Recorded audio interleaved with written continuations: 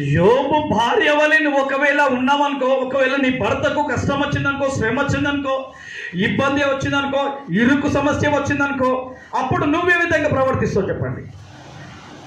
యోబు భార్య వలె నువ్వు సంప్రదిస్తావు చెప్పండి? అంటే దేవుని వాక్యము సెలవిస్తుంది, నిరీక్షణతో, శ్రమతో, ఓర్పుతో ఎదురు చూడాలంట దేవుని వైపు చూసి. ఏ క్షణమైతే దేవుడు యోబును పరీక్షించినటి నాటి నుంచి మొదలుకుంటే చివరి వరకు కూడా ఆయన ఆస్తి ఎంత అయిపోయిందండి? రెండంతలుగా అయిపోయింది. హల్లెలూయా. అంటే ఆయన ఏం చేశాడు? నిరీక్షణతో ఎదురు చూచాడు దేవుని కోసము. అట్టి నిరీక్షణ సంతోషము మనందరికీ కలుగునుగాక. ఆమేన్. దేవుని వాక్యం సెలవిస్తుంది, నిరీక్షణ గలవారై సంతోషించుచు శ్రమయందు ఓర్పు గలవారి ప్రార్థన యందు పట్టుదలతో కలిగి ఉండాలంట.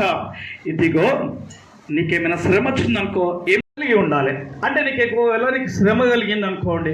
ఇప్పుడు ఎగ్జాంపుల్గా మనము బైబిల్ నుంచి తీసుకుంటే, యోబుకు శ్రమ కలిగింది. ఆయన ఏం చేశాడు? నిరీక్షణతోని తండ్రిని ఎదురు చూచాడు, వెయిట్ చేశారు బాగా.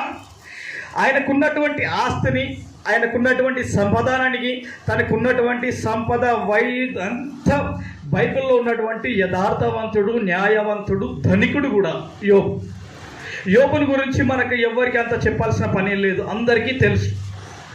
కానీ దేవుడు సాతానుగాడికి అక్కడికి వచ్చినప్పుడు, ఇదిగో అక్కడికి వెళ్ళి నా యోబును పరీక్షించుకో, ఒకసారి నేను నీకు పరీక్ష పెడుతున్నా, నీకు సాతానైతే అని చెప్పేసి సాతానుతో చెప్పాడు.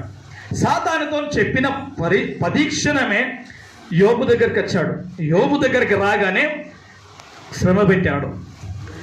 పెడుతుంటేనే గొర్రెలు పోయాయి, ఒంటెలు పోయాయి, తనకున్నటువంటి పశు సంపద అంతా వెళ్ళిపోయింది.